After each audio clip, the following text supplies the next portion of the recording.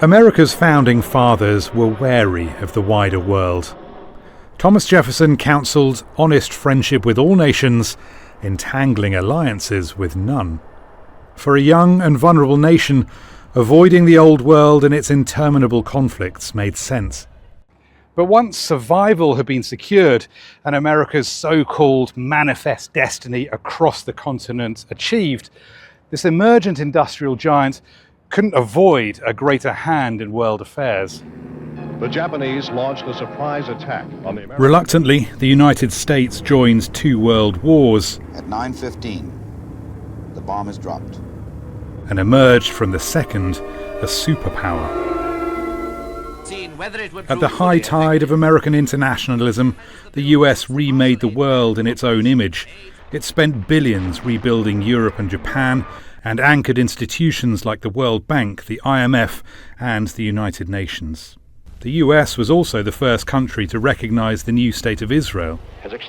President Nixon travelled to communist China, an audacious gambit to isolate the Soviet Union. A framework for peace in the Middle East. President Carter brokered peace between Israel and Egypt at Camp David, calming a series of Arab-Israeli wars.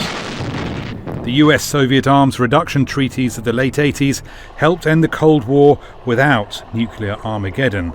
And when the Berlin Wall fell, US power was at its peak. It went to war in 91 to throw Saddam Hussein's Iraq out of Kuwait, and the Dayton Accords ended the Bosnian War. Then, on September 11, 2001, Al-Qaeda hijacked passenger jets and flew them into the Twin Towers and the Pentagon. The world turned. America's war on terror strained its alliances and reputation, and in the following decades, US preeminence has eroded further. You're gambling with World War III, and what you're doing is very disrespectful to the country. In a new America First era, those looking to the United States have found it in a much more isolationist mood. Less carrot, more stick. A short time ago, the United States military began major combat operations in Iran. But the world has changed too, more complex, less compliant.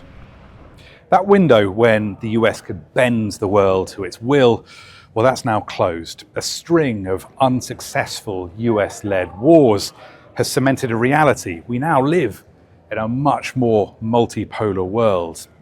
But the State Department here, it faces the same tensions that it always has. When to intervene, how to balance interests with ideals, and the obligations that come with great power. Questions as alive today as they always have been. Rory Challands, Al Jazeera in Washington.